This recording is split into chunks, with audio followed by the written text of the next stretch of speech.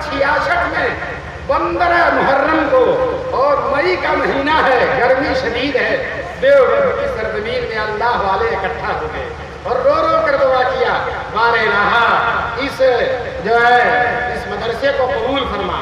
आज भी वो मस्जिद मौजूद है, छत्ते की मस्जिद। मई का महीना, उस जमाने में पंखा नहीं है, गर्मी बहुत ज्यादा है।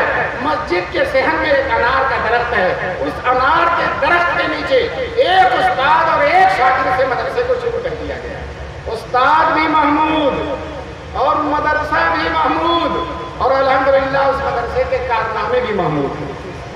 चुनांचे अनार के दरख्त के नीचे एक उस्ताद और एक शागिर्द से मदरसा शुरू कर दिया गया।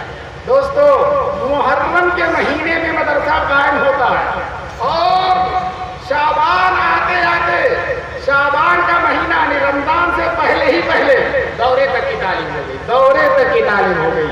और सिर्फ देवबंद के नहीं, सहारनपुर के नहीं, मुजफ्फरनगर के नहीं, मेरठ के नहीं, मुरादाबाद के नहीं, समरकंद बुखारा के तलबा आ गए, काबुल और कंधार से तलबा आ गए, ईरान और तुरान से तलबा आ गए। दोस्तों, उस जमाने में न रेडियो, न टेलीविजन, न अखबार, लेकिन अल्लाह की रहमत के फरिश्तों ने हर जगह खबर कर दिया, है उलूमे नबूवत के दीवानों, चलो देवबंद में उलूमे नबूवत का चराग जल गया। जूक दर जूक तलबा आने शुरू किए। दोस्तों, मस्जिद तंग हो गई। अब ये तय हुआ कि इस मदरसे की मस्जिद से अलग करके अलग इमारत बनाई जाएगी, अलग तामीर की जाएगी। चुनांचा ऐलान हो गया, फला दिन जुमे को मौलाना कासिम नानोतवी, जो दारुल उलूम देवबंद के बानी हैं, जो आशिक़े रसूल हैं, रसूल पाक सल्लल्लाहु अलैहि वसल्लम के गेशुए मुश्की के दीवाने हैं। दोस्तों, हजरत मौलाना कासिम नानोतवी, पूरे मुल्क में लोग उनके वाज के मुश्ताक रहा करते थे। ऐलान हो गया, नानोतवी रहमतुल्लाह अलैह का वाज होगा, और वाज के बाद मदरसे की बुनियाद रखी जाएगी। दोस्तों, हजरत ने वाज कहा, और वाज के बाद ऐलान कर दिया, मुसलमानों चलो अपने नबी के मदरसे की बुनियाद रख दो। चुनांचे सब लोग बुनियाद, अब जब बुनियाद रखने का वक्त हुआ, रात में जो मदरसे के मुहतमिम थे, उन्होंने ख्वाब देखा कि रसूल पाक सल्लल्लाहु अलैहि वसल्लम आकर अपने छड़ी से निशाना बना रहे, अपने आसाए मुबारक से निशाना मारा कि इस मदरसे की बुनियाद यही रखी जाएगी। चुनांचे जब सुबह उठते हैं तो देखते हैं वो निशान मौजूद है। चुनांचे देवबंद के तराने में भी इसकी तरफ इशारा है। कहते हैं मौलाना रियासत अली बिजनौरी, जो दारुल देवबंद के एक मुहद्दिस थे, वो फरमाते हैं, खुद साक़िए कौसर ने रखी, खुद साक़िए कौसर ने रखी मैं खाने की बुनियाद यहाँ। चुनांचे उसी बुनियाद पर, उसी निशान पर मदरसे की बुनियाद खोदी गई। और सबसे पहली ईद मियाजी मुन्ने शाह, जो देवबंद के सैयद थे, जिनके बारे में मौलाना कासिम नानोतवी फरमाते थे, गुनाह करना तो दूर की बात है, उनके दिल में गुनाह का ख्याल भी नहीं आता। ऐसी पाकीदा हस्ती ने पहली ईद रखी। दूसरी ईद शारह बुखारी मौलाना अहमद अली सहारनपुरी ने रखी। तीसरी ईद कुतुबे आलम मौलाना रशीद अहमद गंगोही ने रखी। दोस्तों, चौथी ईद, जो 3 ईद हो गई, अब वो जो असल मीरे कारवा है मौलाना कासिम नानोतवी, वो दूर खड़े हैं, वो बुनियाद नहीं रख रहे हैं, ईद नहीं रख रहे हैं, इसलिए कि आजिज़ी और इंकिसारी है, वो अपने को इस लायक नहीं समझते कि मैं भी ईद रखूं। लेकिन दोस्तों, लोगों ने इसरार किया, हजरत आप भी एक ईद रख दीजिए। लोगों की इसरार की बुनियाद पर मौलाना कासिम नानोतवी ने, जिनको कासिमुल उलूम वल खैरात कहा जाता है, उन्होंने चौथी ईद रख दी। फिर इन हजरात ने रो रो कर दुआ किया, ऐ अल्लाह इस मदरसे को कबूल फरमा ले, ऐ अल्लाह तेरे कमजोर बंदे, ये निहत्थे बंदे, ये नातमा बंदे, ये टाट और बोरिए पर बैठने वाले बंदे, जिन्होंने तेरे मदरसे की, तेरे नबी के मदरसे की बुनियाद रख दी है, अब इसे कबूल फरमा लीजिए। दोस्तों, आज 150 साल का जमाना गुजर गया उस मदरसे को कायम हुए। पूरे 150 साल में दुनिया का कोई हिस्सा ऐसा नहीं है जहां उस मदरसे का फैज़ न पहुंचा, कोई हिस्सा ऐसा नहीं है। पूरी दुनिया के चप्पे चप्पे में उसका फैज़ पहुंचा हुआ। इमाम हरम देवबंद तशरीफ लाए थे, उन्होंने अपनी तकरीर में कहा, मैं दुनिया के हर मुल्क में गया और जहां भी मैं गया, दारुल उलूम देवबंद का फैज़ सूरज चांद की तरह चमकता हुआ नजर आया पूरी दुनिया में। दोस्तों, ये इतना बड़ा मजमा, ये इतना बड़ा जलसा, ये मदीनतुल उलूम, ये इतनी सारी पगड़ियां, इतने सारे उलमा, ये भी तो दारुल उलूम देवबंद ही का फैज़ है। علماء کہاں سے آتے, یہ محدثین کہاں سے آتے, یہ حضور کے دیوانے کہاں سے پیدا ہوتے, یہ عشاق حدیث کہاں سے پیدا ہوتے. دوستو دیوبند کے بانی جو تھے مولانا قاسم نانوتوی رحمۃ اللہ علیہ, انہوں نے بچپن میں خواب دیکھا تھا میں خانہ کعبہ کی چھت پر کھڑا ہوں اور میرے جسم سے دودھ کی نہریں نکل کر ہر طرف جا رہی ہیں. دوستو خانہ کعبہ کی چھت پر اور دودھ کی نہریں نکل کر ہر طرف جا رہی ہیں. کسی عارف کامل نے اس خواب کی تعبیر بتلائی تھی, یہ بچہ بڑا ہو کر انشاءاللہ حضور کے دین کی ایسی خدمت کرے گا جس کا اثر پوری دنیا پر جاری ہوگا. آج الحمدللہ ملک میں اتنے مدرسے ہیں کہ آپ کسی کمپیوٹر سے گن نہیں سکتے, اتنے سارے مدرسے ہیں. دوستو سروے ہو رہے وہ تھک گئے, کتنے مہینے سے کر رہے ہیں, سارے مدرسوں کا نہیں کر سکتے. اتنے مدرسے ہیں کہ کہاں تک کرو گے. بہرحال میں عرض یہ کرتا ہوں, سروے کرو گے تو جتنا اچھا تم نے سوچا ہے اس سے بھی اچھا پاؤ گے, مدرسے اس سے بھی اچھا پاؤ گے. یہ قانون کے پابند ہیں, یہ اصول کے پابند ہیں, یہ ملک کے دستور کے پابند ہیں. یہ کبھی بھی ملک کے دستور سے بغاوت نہیں کرتے اور ہمیشہ اصول اور قانون کے دائرے میں رہتے ہیں. اور صفائی اور ستھرائی ایسی ہے, آپ معاف کیجئے گا, آپ کسی اسکول میں چلے جاؤ, کسی کالج میں چلے جاؤ, آپ پھر اس کے بعد مدرسے میں آؤ, زمین آسمان کا فرق ملے گا آپ کو. اسکول میں کالج میں وہ صفائی ستھرائی نہیں جو الحمدللہ مدرسوں کے اندر ہوتی, جو مدرسوں کے اندر ہوتی, تن کا نہیں پاؤ گے, تن کا نہیں پاؤ گے. لوگ آتے ہیں دارالعلوم دیکھنے کے لیے دور دور سے, مسلم بھی غیر مسلم بھی سب آتے ہیں اور صفائی دیکھ کر تعریف کرتے ہوئے چلے جاتے ہیں. صفائی ایک دن کا کہیں نہیں پاؤ گے, ایک کاغذ کہیں نہیں پاؤ گے, ایسی صفائی اور ستھرائی ہے. الحمدللہ یہ ہمارے نبی کی تعلیم ہے. ہمارے نبی نے, تم نے تو آج 1400 سال کے بعد سوچا ہے, ہمارے نبی نے 1400 سال پہلے فرما دیا تھا صفائی آدھا ایمان ہے. کیا فرمایا تھا؟ صفائی آدھا ایمان ہے. دوستو مسلمان جسم بھی صاف رکھتا ہے, کپڑے بھی صاف رکھتا ہے, اپنا گھر بھی صاف رکھتا ہے. ہمارے حضور صلی اللہ علیہ وسلم نے فرمایا یہودی گھر کے اندر صاف رکھتے ہیں, باہر نہیں صاف رکھتے. اے مسلمانوں تم گھر کے اندر بھی صاف رکھو, گھر کے باہر بھی صاف رکھو. تو جب ہمارے حضور کی یہ تعلیم ہے, ہم انہی کے دیوانے ہیں, تو انشاءاللہ ثم انشاءاللہ صفائی اور ستھرائی ہمارا سرۂ امتیاز ہے, ہماری پہچان ہے, ہماری شناخت ہے. انشاءاللہ ہمارے ہاں صفائی کے خلاف تو پاؤ گے نہیں. میں تو موضوع ادھر ہو گیا. میں یہ کہنا چاہ رہا تھا کہ الحمدللہ دارالعلوم دیوبند اس وقت سے لے کر آج تک دین کی خدمت میں سرگرم ہے. 24 گھنٹے میں کوئی ایک منٹ خالی نہیں ہوتا کہ دیوبند کے فارغین دنیا کے چپے چپے میں پھیل کر دین کی خدمت نہ انجام دیں. آج یہاں رات ہے تو دنیا کے کسی ملک میں دن ہوگا, کسی ملک میں شام ہوگی, کسی ملک میں صبح ہوگی, اور اس ملک میں دیوبند کے فارغین پہنچ کر الحمدللہ دین کی خدمت انجام دے رہے ہیں. دوستو مدرسہ قائم ہوا, اللہ تبارک تعالیٰ نے ایسا اتنا فیض پہنچایا, اتنا فیض. سب سے پہلے جو شاگرد تھے مولانا محمود حسن صاحب رحمۃ اللہ علیہ, وہ جو ہے جب مدرسے سے فارغ ہوئے تو ملک میں انگریزوں کی حکومت تھی. حضرت نے انگریزوں کے خلاف تحریک شروع کر دی کہ ملک سے انگریزوں کو رخصت کرنا ہے, اور حضرت نے یہاں سے ہجرت کیا اور مدینے چلے گئے, اس لیے کہ مدینے میں ترکوں کی حکومت تھی اور یہاں انگریز تھا. تو ترکوں سے جا کر ملے, ترک حکمرانوں سے, کہ تم, اور افغانیوں سے کہا تم ان انگریزوں پر ہندوستان میں حملہ کر دو اور ہم ہندو اور مسلمان مل کر بغاوت کریں گے اور انگریز چکی کے 2 پارٹ میں پس کر ختم ہو جائے گا. دوستو ایک فقیر ایک بوریے پر بیٹھنے والا اتنا عالمی پروگرام بناتا ہے, انگریزوں نے ان کو گرفتار کر کے مالٹا کی جیل میں ڈال دیا. دوستو لیکن جب چھٹ کر آتے ہیں 4 سال کے بعد اور جہاز بمبئی کے ساحل پر اترتا ہے تو انگریز وہ ملک میں آ رہے ہیں اور ایک بڈھا آدمی 75 سال کا, اور انگریز ڈر رہا ہے, پھر یہ آ گئے, پھر یہ آ جائیں گے, ہمارے خلاف سے بغاوت پیدا کریں گے. دوستو چھوڑنے پر مجبور ہوا تھا, پورے ملک میں احتجاج ہوا تھا, تو انگریز چھوڑنے پر مجبور, لیکن چھوڑ بھی رہا اور ڈر بھی رہا ہے کہ حشر میں حشر برپا کرے یہ دیوانہ, یہ دیوانہ پھر نہ حشر برپا کر دے. چنانچہ جب شیخ الہند جہاز پر آئے, بمبئی کے کنارے پر جہاز لگنے والا تھا, تو انگریز نے اپنا ایک آدمی مولوی کی صورت میں حضرت شیخ الہند کے پاس بھیجا کہ جا کر شیخ الہند سے کہو حضرت اب آ کر ہمارے خلاف انگریزوں کے خلاف تحریک میں حصہ نہ لیں۔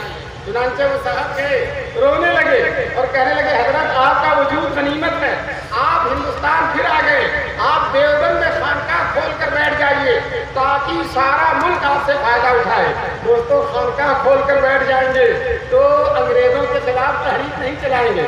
شیخ الہند سمجھ گئے، انہوں نے کہا سنو، استاد محترم نے جس راستے پر ڈالا ہے مولانا قاسمی، وہ راستہ چھوٹنے والا نہیں ہے۔ اگر میرے اندر طاقت نہیں رہے گی تو میں اپنے شاگردوں سے کہوں گا مجھے چارپائی پر لاد کر پورے ملک کا دورہ کرائیں تاکہ انگریزوں کے خلاف میں بغاوت کروں اور انگریزوں کے خلاف میں فنا پیدا کروں۔ دیکھیے ابھی چھوٹ کر بھی نہیں آئے اور بغاوت کا بیان دینا شروع کر دیا۔ یہ ہمارے علماء ہیں، انہی کی قربانی سے یہ ملک آزاد ہے، انہی کی قربانی سے یہ ملک آزاد ہے، انہی کی عظیمت سے، انہی کی جانفشانی سے، انہی کی مردانہ قوتوں سے اور مردانہ تحریکوں سے اسی یہ ملک آزاد ہوا اور انگریز کو جانا پڑا۔ دوستو آج بہت سارے لوگ مزہ اڑائیں، لیکن یاد رکھنا چاہیے یہ مزہ اڑانے کا موقع ان علماء دیوبند ہی نے دیا، ان علماء دیوبند ہی نے دیا ہے، انہی کی کارفرسانی ہے۔ چنانچہ انگریزوں سے پوچھو جو برطانیہ میں ہیں اور جو مر چکے ہیں، جن کے بڈھے بڈھے موجود ہیں، ان سے پوچھو کہ تمہیں ہندوستان میں سے کس نے بھگایا؟ وہ کہیں گے مجھے علماء دیوبند نے بھگایا، مجھے شیخ الاسلام مولانا حسین احمد مدنی نے بھگایا۔ چنانچہ جب دارالعلوم دیوبند قائم ہوا تو وہاں کے بزرگوں نے، وہاں کے علماء نے یہ طے کیا تھا کہ حکومت سے کوئی پیسہ نہیں لیا جائے گا۔ غور سے سنیے گا، حکومت سے کوئی پیسہ نہیں لیا جائے گا۔ کیوں؟ انگریز حکومت مدرسوں کو پیسہ دے گی، پھر اپنا قانون چلائے گی، اپنی مرضی چلائے گی، اپنے لوگوں کو داخل کرے گی۔ ان بزرگوں نے پہلے ہی سمجھ لیا تھا کہ انگریز کو کسی طرح سے مدرسے میں داخل نہیں کرنا۔ چنانچہ طے کر دیا کہ انگریزوں سے کوئی مدد نہیں لی جائے گی، کوئی تعاون نہیں لیا جائے گا۔ دوستو جو ہے اس کی برکت جانتے ہیں، اس کی برکت یہ ہوئی کہ الحمدللہ ثم الحمدللہ یہ مدرسہ چلتا رہا۔ اگر ہم انگریزوں کا تعاون لے لیتے تو مدرسے میں یہ رونق نہ ہوتی، یہ مدرسے میں برکت نہ ہوتی، اتنی خدمات نہ ہوتی۔ شیخ الاسلام مولانا حسین احمد مدنی جو انگریزوں کو آزاد سے ملک کو نجات دلانے والے سب سے آخری مرد مجاہد ہیں، شیخ الاسلام مولانا حسین احمد مدنی۔ انگریز چاہتا تھا مولانا مدنی کو مدرسے سے نکلوا دیا جائے، اس لیے کہ یہ بڑی شخصیت ہے، دارالعلوم دیوبند کے شیخ الحدیث ہیں، صدر مدرس ہیں، ان کی آواز پورے ملک میں پہنچتی ہے، یہ ہماری مخالفت کرتے ہیں، اس میں بڑا دم ہوتا ہے۔ اگر یہ دارالعلوم دیوبند سے نکال دیے جائیں گے تو ان کی آواز میں طاقت نہیں رہے گی۔ چنانچہ انگریز چونکہ دارالعلوم دیوبند انگریزوں سے کوئی مدد نہیں لیتا تھا، اس لیے انگریز نے براہ راست کوئی حکم نہیں دیا، لیکن حیدرآباد کے نواب انگریزوں کے طرفدار تھے۔ انگریزوں نے حیدرآباد کے نواب سے کہا کہ آپ دارالعلوم دیوبند میں چندہ دیتے ہیں، آپ کا اثر ہے، اور ہمارا سب سے بڑا دشمن مولانا حسین احمد مدنی دارالعلوم دیوبند میں موجود ہیں، آپ اپنے اثر و رسوخ کو استعمال کر کے مولانا کو مدرسے سے نکلوا دیجیے۔ چنانچہ نواب حیدرآباد نے دیوبند میں خط لکھا، قاری طیب صاحب رحمۃ اللہ علیہ اس وقت محتمم تھے، ان کے پاس خط لکھا، مولانا قاری طیب صاحب محتمم دارالعلوم دیوبند کو معلوم ہو کہ مولانا حسین احمد مدنی کو مدرسے سے نکال دیا جائے۔ یہ نواب حیدرآباد نے خط بھیجا، اور اگر ان کو مدرسے سے نہیں نکالا گیا تو ہم جو چندہ دیتے ہیں چندہ بند کر دیں گے۔ قاری طیب صاحب رحمۃ اللہ علیہ محتمم تھے، آپ بوڑھے لوگوں نے دیکھا ہوگا ان کو، حکیم الاسلام سے حکیمانہ گفتگو کرتے تھے۔ چنانچہ بہترین جواب یہ لکھا کہ حیدرآباد کے نواب کو معلوم ہو مولانا مدنی کا مدرسے میں رہنا انگریزوں کے لیے بہت مفید ہے۔ کیسے مفید ہے؟ اس لیے کہ مولانا مدنی کو ہم ہفتے میں 6 دن چھٹی نہیں دیتے، ان سے بخاری اور ترمذی پڑھواتے ہیں، جمعے کے 1 دن چھٹی کا ملتا ہے، اور پورے ملک میں جا کر انگریزوں کے خلاف اعلان بغاوت کرتے ہیں، کانفرنسیں کرتے ہیں، جلسے کرتے ہیں، تجاویز منظور کرتے ہیں۔ اگر ہم نے ان کو مدرسے سے نکال دیا تو ان کا پورا ہفتہ خالی ہو جائے گا، پورا ہفتہ خالی ہو جائے گا، اور جب پورا ہفتہ خالی ہوگا تو 1 دن کے بجائے 7 دن انگریزوں کی مخالفت کریں گے، اور جس کا نتیجہ یہ کہ انگریز کو اگر سال میں جانا تو ایک ہی سال میں جانا تھا. اس لیے انگریزوں کی بھلائی اسی میں ہے کہ مولانا مدنی کو مدرسے میں رکھا جائے اور اس شیر کو پنجرے میں بند رکھا جائے اور مولانا مدنی کو مدرسے سے نہ نکالا جائے. یہ خط قاری طیب صاحب نے نواب حیدرآباد کے پاس بھیج دیا. کچھ دنوں کے بعد شیخ الاسلام مولانا حسین احمد مدنی کو معلوم ہوا کہ حیدرآباد سے میرے بارے میں کوئی خط آیا, میرے نکالنے کے بارے میں.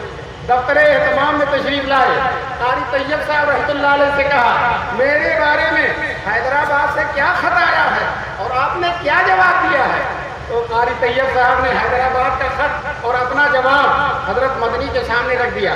حضرت مدنی نے بڑے وقار اور تمکنت کے ساتھ, سنجیدگی کے ساتھ مطالعہ کر کے بہت ہی جو ہے سنجیدگی اور وقار کے ساتھ کہتے ہیں, اطمینان کے ساتھ کہتے ہیں حضرت محتمم صاحب دوسرا خط لکھیے اور یہ لکھیے کہ حیدرآباد کے نواب صاحب آپ نے چندہ بند کرنے کی دھمکی دی ہے, آئندہ چندہ نہیں دیں گے اگر مولانا مدنی کو نکالا نہیں گیا.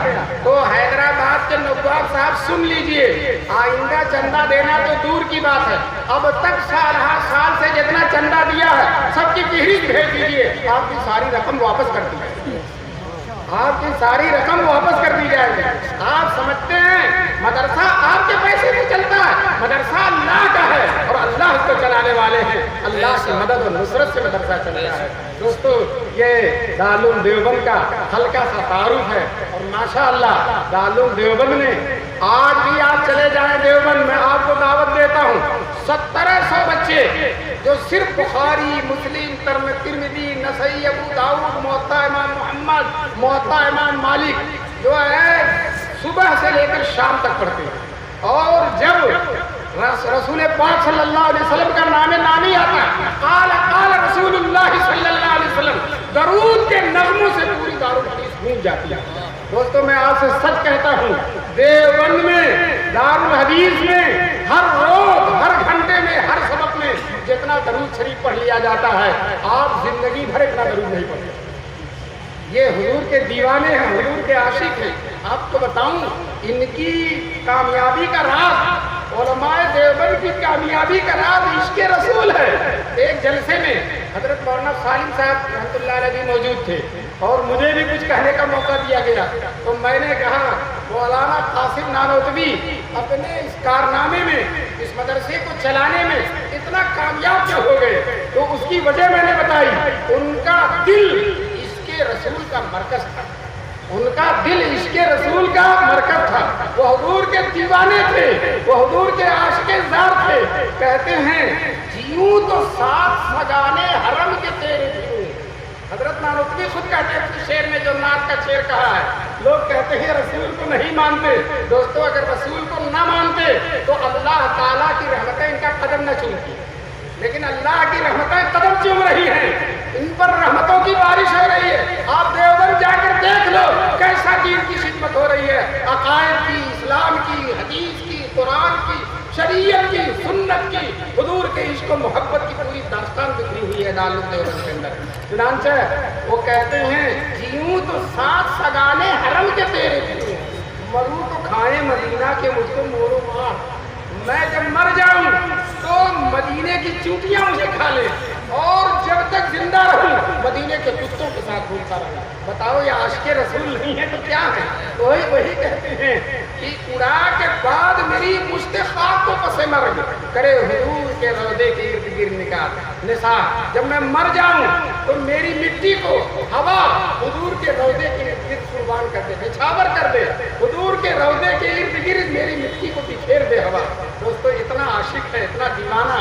دوستو یہی مولانا قاسم نانوتوی, انگریزوں نے حضرت کے خلاف وارنٹ جاری کر دیا تھا حضرت کو گرفتار کیا جائے. دوستو لوگوں نے یہ کہا حضرت سے چھپ جائیے.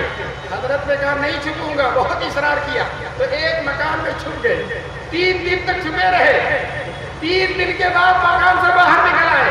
لوگوں نے کہا حضرت ابھی وارنٹ پڑا ہوا ہے, انگریز کی فوج آپ کو تلاش کر رہی, پکڑ کر پھانسی دے دے گی, اور آپ 3 دن کے بعد باہر نکل آئے.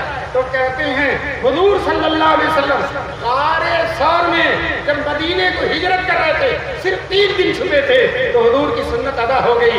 میں 3 دن سے 4 دن نہیں چھپ سکتا. دوستو بتائیے چھپنے میں بھی حضور کی سنت کا لحاظ ہے. اسی طرح سے تم مولانا رشید احمد گنگوہی کا نام سنا ہوگا. مولانا قاسم کے نانوتوی کے ساتھی ہیں اور دارالعلوم دیوبند کے بانیوں میں ہیں اور دارالعلوم دیوبند کی بنیادی اینٹ رکھنے والے ہیں. ایسے سنت کے عاشق تھے, ایسے سنت کے عاشق تھے. ایک دن مولانا گنگوہی مسجد سے نکل رہے تھے. مسجد سے نکلنے کی 2 سنتیں ہیں. ایک سنت یہ کہ پاؤں بایاں نکالا جائے اور دوسری سنت یہ ہے کہ جوتا داہنے پیر میں پہنا جائے. اب اگر پاؤں باہر نکالتے ہیں تو وہ تو سنت ادا ہو جائے گی, لیکن جوتا داہنے پیر میں پہننے کی سنت ادا نہیں ہوگی. ایک شاگرد تھے, وہ اس وقت وہاں کھڑے تھے حضرت مسجد سے, وہ سوچ رہے تھے حضرت ایک سنت پر عمل کرتے ہیں اور یہاں یہ 2 سنتیں ہیں, ایک پر عمل کریں گے دوسری چھوٹ جائے گی, دیکھتا ہوں دونوں سنتوں پر کیسے عمل کرتے ہیں. اتنے میں مولانا مسجد سے باہر نکل آئے, بایاں پیر نکال کر جوتے میں رکھ دیا. بتاؤ سنت ادا ہو گئی کہ نہیں؟ اور دایاں پیر نکال کر جوتا پہن لیا, دوسری سنت بھی ادا ہو گئی. تو دوستو ایسے سنت کے دیوانے ہیں یہ لوگ, ایسے سنت کے عاشق ہیں. جب میں دارالعلوم دیوبند میں طالب علم تھا تو قاضی مجاہد الاسلام رحمۃ اللہ علیہ جو بہت بڑے عالم تھے اور قاضی تھے, امیر شریعت تھے, وہ دیوبند میں تشریف لائے. دارالحدیث میں طلبہ کے سامنے ان کا بیان ہوا. وہ شیخ الاسلام مولانا حسین احمد مدنی کے شاگرد تھے. انہوں نے اپنی تقریر میں کہا ہم طالب علمی کے زمانے میں اپنے استاد حضرت مدنی کا عمل دیکھتے تھے, کوئی عمل دیکھتے تھے کہ حضرت نے یہ کام کیا تو ہمیں یقین ہوتا تھا کہ حضور کی سنت ہوگی, حضور کا نقش قدم ہوگا, حضور کی یہ سیرت ہوگی. چنانچہ دوستوں وہ کہتے ہیں ہم کتابیں تلاش کرتے تھے تو کبھی ناکام نہیں ہوتے تھے. ہم حضرت کا عمل دیکھ کر سنت کو سمجھتے تھے اور کتابوں کو تلاش کرتے تھے, وہ عمل حدیث میں حضور کی سیرت میں مل جاتا تھا. دوستوں ایسے ایسے ارشاد رسول ہیں, اس میں انور شاہ ہوں, قاسم ہوں کہ محمود الحسن, سب کے دل تھے درد مند ہو, سب کی فطرت ارجمند. ایک علامہ انور شاہ کشمیری ہیں, پوری بخاری اور مسلم زبانی یاد ہے, پوری بخاری اور مسلم زبانی یاد ہے. دوستو آج الحمدللہ اسی مدرسے کا ایک عکس جمیل, اسی مدرسے کا ایک پرتو, اسی مدرسے کا ایک نقل آپ کا مدرسہ مدینۃ العلوم ہے, جس کے 17 بچے 18 بچوں نے آپ کے سامنے قرآن کریم کا حفظ مکمل کیا. آخر میں قرآن کریم کی حفظ کی فضیلت بیان کر کے چند جملوں میں اپنی بات کو ختم کرتا ہوں. دوستو حدیث میں رسول پاک صلی اللہ علیہ وسلم نے فرمایا ہے کہ جس کا بچہ قرآن ناظرہ پڑھ لیتا, غور سے سنیے گا, جس کا بچہ قرآن ناظرہ پڑھ لیتا ہے باپ کے اگلے پچھلے گناہ معاف ہو جاتے ہیں. ناظرہ پڑھ لے. اور جس کا بچہ حافظ ہو جاتا ہے, قرآن پورا یاد کر لیتا ہے, میدان محشر میں وہ بچہ جائے گا اور بچے کے والد صاحب بھی جائیں گے, اللہ کے سامنے دونوں کھڑا کر دی جائیں گے. والد صاحب اور وہ بچہ جس کی دستار بندی ہوئی ہے حافظ قرآن, اللہ تعالیٰ اس بیٹے سے کہے گا, اس حافظ سے کہے گا پڑھتے جاؤ پڑھتے جاؤ پڑھو. چنانچہ وہ ایک آیت پڑھے گا اور باپ کا ایک درجہ بڑھے گا, دوسری آیت پڑھے گا باپ کا دوسرا درجہ, تیسری آیت پڑھے گا باپ کا تیسرا. بیٹا پڑھتا جائے گا اور باپ کا درجہ بڑھتا چلا جائے گا. ہمارے دارالعلوم دیوبند کے سابق شیخ الحدیث حضرت مفتی صحیح صاحب رحمۃ اللہ علیہ اس حدیث کو سنا کر یہ لطیفہ بیان کرتے تھے, ڈنڈا کھایا بیٹے نے اور درجہ بڑھ رہا ہے باپ کا, ڈنڈا کھایا بیٹے نے اور درجہ بڑھ رہا ہے باپ کا. ڈنڈا کھایا کا مطلب یہ حافظ جو ہوئے ہیں بچے چھوٹے چھوٹے ماشاءاللہ, یہ یوں ہی نہیں ہوئے ہیں. صبح جب استاد کو سنانے جاتے ہیں اور سبق یا موقع یاد نہیں رہتا تو ناشتے سے پہلے تھپڑ کا ناشتہ ملتا ہے. مولانا حافظ صاحب مارنا شروع کر دیتے تو اسی کو مفتی صاحب بیان کریں, ڈنڈا کھایا بیٹے نے اور درجہ بڑھ رہا باپ کا. کیوں باپ کا درجہ بڑھ رہا ہے؟ اس لیے کہ باپ نے اس کو انگلش میڈیم میں نہیں بھیجا, باپ نے اس کو اسکول اور کالج میں نہیں بھیجا, باپ نے اس کو نوکری میں نہیں لگایا, باپ نے اس کو سعودی عرب کمانے کے لیے نہیں بھیجا, باپ نے اس کو گلیوں میں آوارہ گھومنے کے لیے نہیں چھوڑا, بلکہ باپ نے لا کر بیٹے کو مدرسہ مدینۃ العلوم میں داخل کر دیا. اس باپ کی قربانی ہے, آج قربانی کا پھل پانے کا وقت ہے. دوستو اس وقت جب بیٹا پڑھتا جائے گا اور باپ کا درجہ بڑھتا چلا جائے گا تو وہ لوگ وہ لوگ جنہوں نے اپنے بیٹوں میں سے ایک کو بھی حافظ نہیں بنایا، 6 بیٹے 7 بیٹے، ایک کو بھی حافظ نہیں بنایا، دوستو وہ کبھی افسوس ملیں گے، ہائے ہائے ایک بچے کو عالم بنا حافظ بنا دیا ہوتا، آج میرا درجہ کتنا اونچا ہوتا، میں بڑھتا چلا جاتا۔ مسلمانوں، یہ حدیث میں رسول پاک نے بیان فرمایا، آپ کو میدان محشر میں افسوس نہ ہو، کبھی افسوس نہ ملنا پڑے، حسرت نہ کھانی پڑے۔ دوستو میں آپ سے درخواست کرتا ہوں، آپ ابھی موجود ہیں دنیا میں، موقع موجود ہے، مدرسے موجود ہیں، آپ اپنے بیٹوں کو مدرسوں میں لائیے، حافظ اور عالم بنائیے، انشاءاللہ آپ بھی سرخرو رہیں گے اور یہ بھی سرخرو رہیں گے۔ لوگ کہتے ہیں حافظ اور عالم بنا دیں گے تو تنخواہ تھوڑی سی ہوگی، زندگی کیسے گزرے گی؟ میں آپ سے بتا دینا چاہتا ہوں، اللہ تبارک تعالیٰ حافظوں اور عالموں کو اتنا کھلا دیتے ہیں، اتنا کھلا دیتے ہیں کہ 1.5 لاکھ تنخواہ پانے والے بھی اتنا نہیں کھا سکتے۔ الحمدللہ ان کے دسترخوان پر، کسی مولوی کے دسترخوان پر بیٹھ جاؤ، وہ تنہا نہیں کھائے گا، 5-7 آدمی ضرور ہوں گے اس کے دسترخوان، تنہا نہیں کھا سکتا۔ اور 1.5 لاکھ تنخواہیں ملتی ہیں، ایک مہمان آ جائے تو کہتے ہیں ڈسٹرب ہو گیا، ایک مہمان اور مولوی کا کھانا نہیں ختم ہوتا، لقمہ نہیں ختم کرتا جب تک کہ جو ہے 5-7 آدمی اس کے ساتھ نہ ہو، انتظار کرتا رہتا۔ یہ سنت ابراہیمی پر چلنے والے علماء، ابراہیم علیہ السلام کا حال یہ ہے کہ جب تک مہمان نہیں ہوتا تھا تب تک ان کا دسترخوان بچتا ہی نہیں تھا۔ نہیں مہمان تو فاقہ ہے خلیل اللہ کے گھر میں، نہیں مہمان تو فاقہ ہے خلیل، یہی حال ہے علماء کا۔ ابھی میں نے حضرت شیخ الاسلام کا نام لیا، ان کی تنخواہ 500 روپے تھی اور 50 مہمان روزانہ کھاتے تھے، کم سے کم 50 مہمان روزانہ ان کے دسترخوان پر کھاتے تھے۔ ابھی دارالعلوم دیوبند میں بہت بڑے محدث ہیں حضرت مولانا نعمت اللہ صاحب، اللہ تعالیٰ ان کی عمر میں برکت نصیب فرمائے، وہ کہتے ہیں بچپن میں طالب علمی کے زمانے میں شیخ الاسلام حضرت مدنی کے دسترخوان پر سالن اور روٹی، پتلا سالن اور روٹی یہ کھایا، کہتے ہیں اتنی لذت، اتنی لذت، اتنی لذت، آج 92 سال کی عمر ہو گئی ہے، بادشاہوں کے دسترخوان پہ بھی کھانا کھایا، لیکن اس مرد قلندر کے دسترخوان پہ جو لذت تھی وہ کہیں نہیں ملی۔ دوستو یہ تقویٰ کی لذت ہے، یہ طہارت کی لذت ہے، یہ دین کی لذت ہے، یہ حفظ قرآن کی لذت ہے، یہ علم دین کی لذت ہے۔ اللہ تبارک تعالیٰ ہم سب کو اپنی اولاد کو اس لذت کا فائدہ اٹھانے کی توفیق دے۔ یاد رکھو ہرگز بھوکا نہیں رہے گا، ہرگز بھوکا نہیں رہے گا۔ دوستو مولوی کو کم سے کم جو ملازمت ملتی ہے وہ مسجد کی ملتی ہے، مسجد اللہ کے گھر ہے، کم سے کم ملازمت مسجد کی، یا تو مؤذن ہوگا یا تو امام ہو جائے گا۔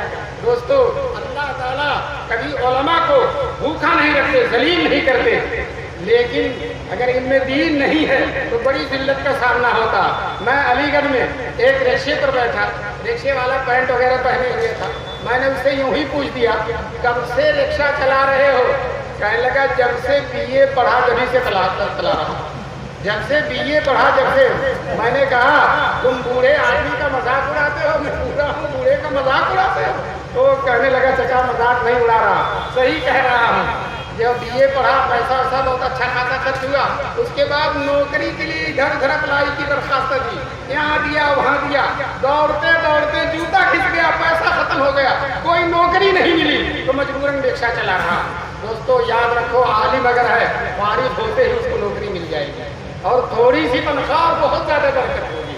اللہ اپنے دین کے خاتمہ کو برکت سے سرفراز فرماتے ہیں۔ دوستو ماشاءاللہ یہ اجلاس ایسا ہے کہ صبح تک اگر چلتا رہے، صبح تک چلتا رہے تو آپ حضرات بیٹھے رہیں گے، مجھے امید یہی ہے کہ بیٹھے رہیں گے، جائیں گے نہیں۔ اللہ تبارک تعالیٰ حضرات کے تشریف لانے کو قبول فرمائے، اور دین کی نسبت سے جو آئے ہیں میری مائیں اور بہنیں بھی ماشاءاللہ کافی تعداد میں آئی ہیں۔ اور میں ایک بات سنا دوں، یہ بچے جو حافظ ہوتے ہیں اس میں باپ سے زیادہ ماں کا دخل ہوتا ہے۔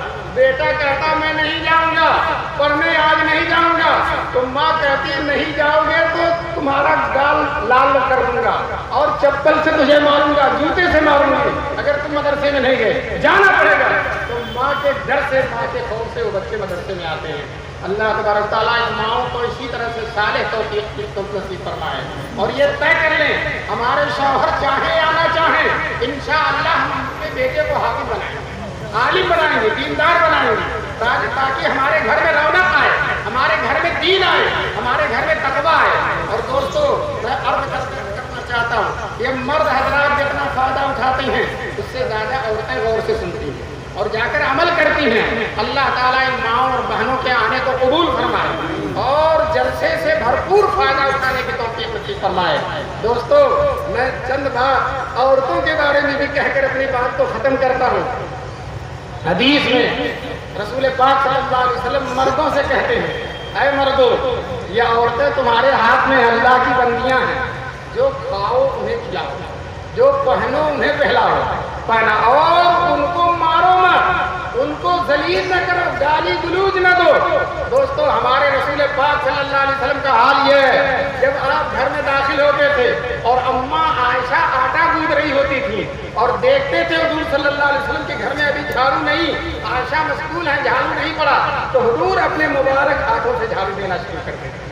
औरतों की मदद हुजूर फरमाते हैं, तुम में सबसे बेहतर वो है जो अपने घर वालों के लिए बेहतर हो। इसलिए ये मर्दों से हमें दरख्वास्त करते हैं कि हुजूर की सुन्नत के मुताबिक औरतों से मामला करें और औरतों से भी हम दरख्वास्त करते हैं अपने शौहरों की रियायत करें, अपने शौहरों का लिहाज करें। इसलिए कि हदीस में हुजूर सल्लल्लाहु अलैहि वसल्लम ने फरमाया है कि अगर अल्लाह के अलावा किसी को सजदे का हुक्म होता तो मैं औरतों से कहता कि अपने शौहरों को सजदा करें। मौलाना ने तकरीर किया, शौहर साहब बैठे हुए थे, औरत उनसे झगड़ा करती थी, जाकर कहने लगे आज एक बहुत अच्छी हदीस सुनाई है, फरमाया है कि रसूल पाक सल्लल्लाहु अलैहि वसल्लम ने फरमाया अल्लाह के अलावा अगर किसी को सजदे का हुक्म होता तो मैं औरतों को हुक्म देता कि शौहरों को सजदा करें। तो बीवी झट से कहती हैं आप जैसे शौहरों की फजीलत नहीं, हदीस बिल्कुल सही है, हदीस बिल्कुल सही है, लेकिन आप जैसे शौहरों की फजीलत नहीं। शौहर कितना भी हो जाए लेकिन बीवी अकीदतमंद नहीं होती, उसका एहतराम नहीं करती, उसकी अजमत पेश नजर नहीं रखती। चुनांचे एक साहब बड़े बुजुर्ग थे, लोग उनसे बहुत मुरीद होते थे और दूर दूर तक उनकी बुजुर्गी का शहरा था